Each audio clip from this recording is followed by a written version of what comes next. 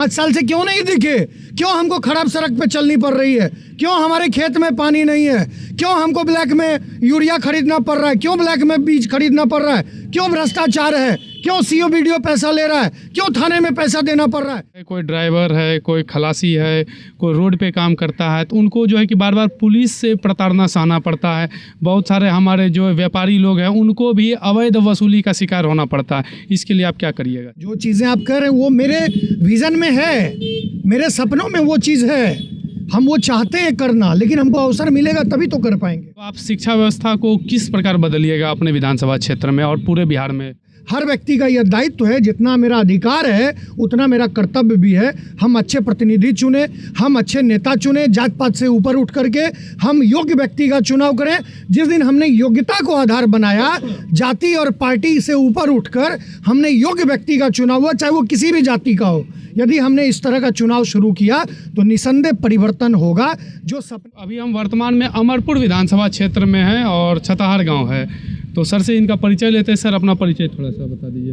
मेरा नाम मृणाल है जी, और अमरपुर विधानसभा के सेवक हैं। जी सर, इस बार मतलब कैसे प्रोग्राम बन गया कि चुनाव इस बार लड़ना है? पिछले मेरा रूटीन है, ये रूटीन वर्क के तहत हम 5 साल क्षेत्र में रहते हैं। सब लोग जानते हैं कि हमारा आना जाना लगा रहता है।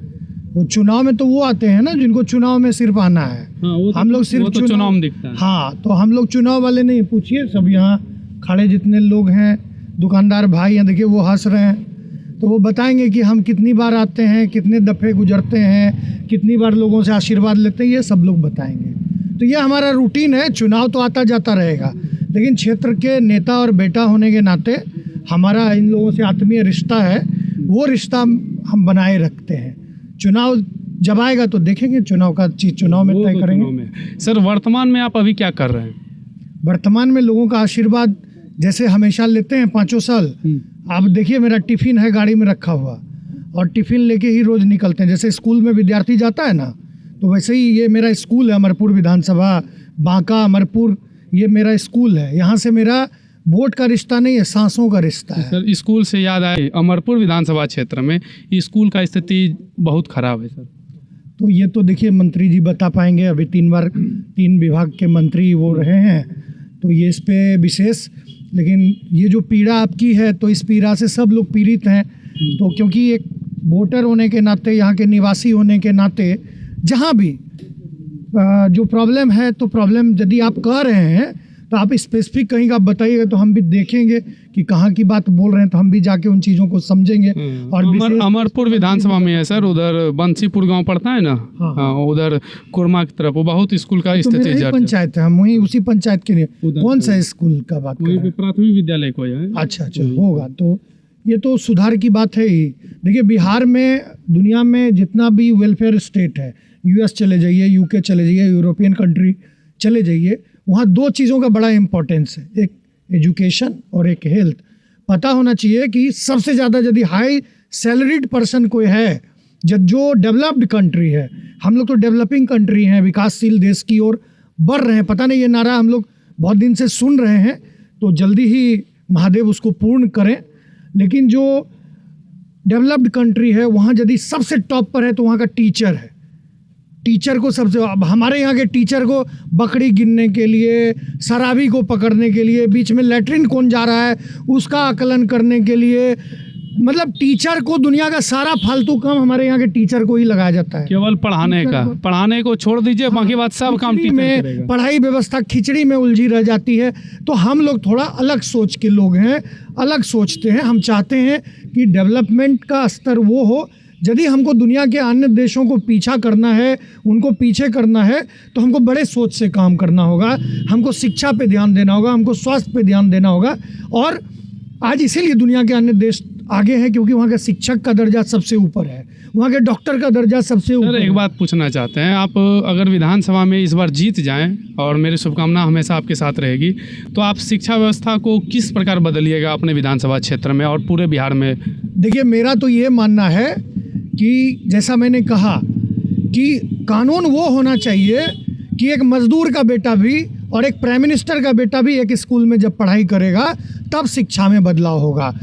उसी हॉस्पिटल में यदि एक हॉस्पिटल है अनुमंडल का या रेफरल हॉस्पिटल का, उसी हॉस्पिटल में यदि देश के राष्ट्रपति के बेटा का भी इलाज होगा और एक रिक्शा वाले, एक ठेला वाले, एक मजदूर, एक गौ पालक, एक भैंस पालक, एक बकरी चालक, बकरी पालने वाले के बेटा का भी उपचार जब उस हॉस्पिटल में होगा, उसकी पढ़ाई लिखाई, दवाई, सिंचाई सब जब एक तरह की होगी, तब सही मायने में राइट टू इक्वलिटी की बात इस देश में सिद्ध होगी।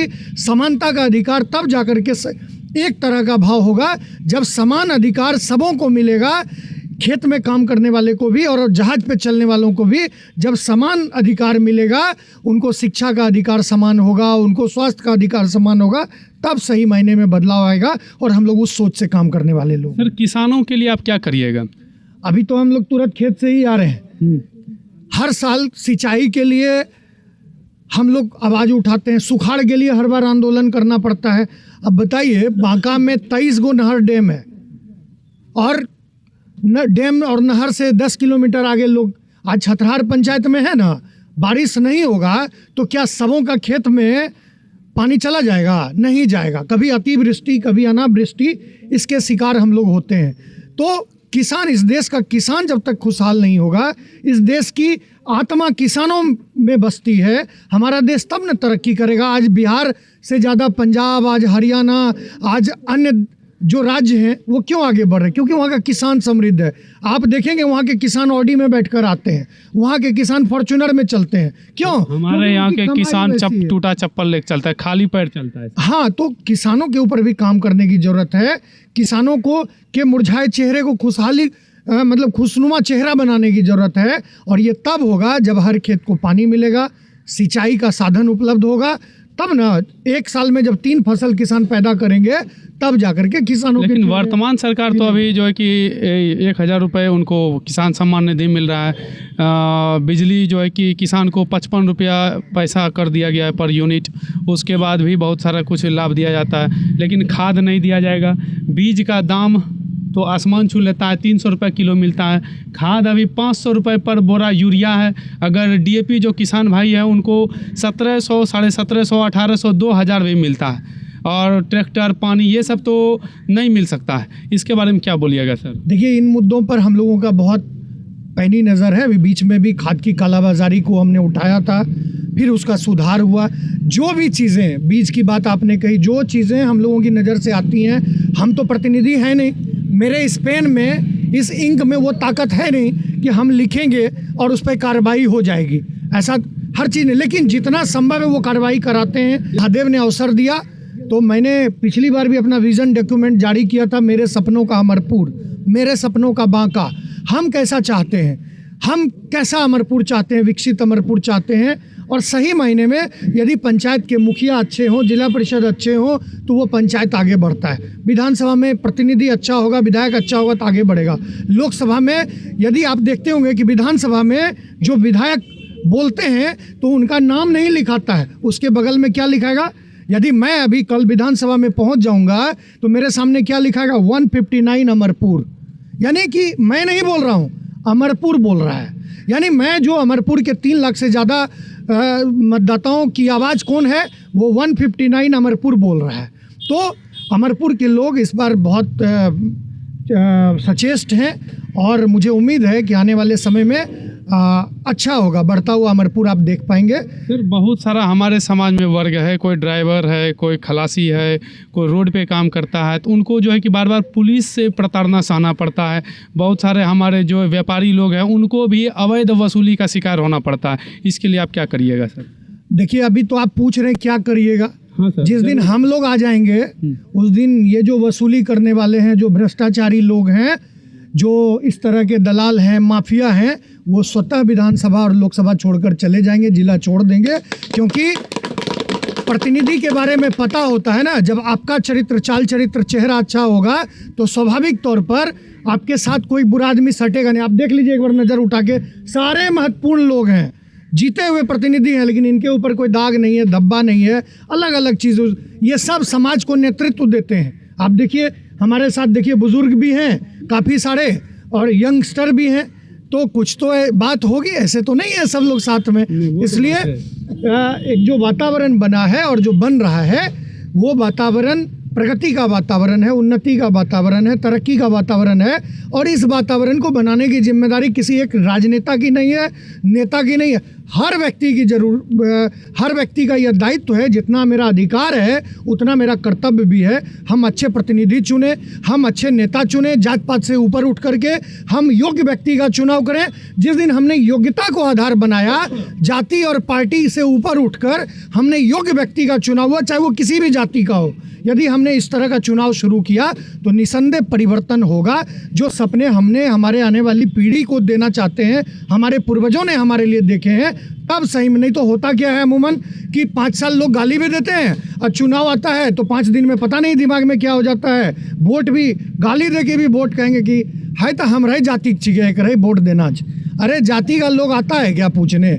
जो अच्छा व्यक्ति होगा किसी भी जाति का होगा वो आएगा, पूछेगा, आपको रिस्पेक्ट करेगा, सम्मान देगा, आपका काम करेगा। इसलिए चुनाव में आप योग्य व्यक्ति का चुनाव करें, अच्छे प्रतिनिधि का चुनाव करें, आपके सपनों को, आपकी उम्मीदों को जो पूर्ण कर सके ऐसे नेता को आप अपना मत दें। क्योंकि मत बहुत कीमती होता है, ये बेस कीमती है, इसको खरीदा नहीं। कुछ नेता तो ये भी बोलते हैं कि हम खरीद लेंगे। अरे यदि खरीदने से ही आप कोई विधायक और मंत्री होता है, कई मुख्यमंत्री हार जाते हैं, प्रधानमंत्री इस देश में हारता है। इसलिए ऐसे नेताओं को भी सबक सिखाने की ज़रूरत है। जो वोट से लोगों को खरीदने की बात करता है, ऐसे नेताओं को वोट की चोट से ठीक करने की ज़रूरत है। अरे अभी आप गांव में जाते होंगे तो आपको गांव में युवा वर्ग की पीढ़ी नहीं नज़र आती होगी, वो पलायन कर गया।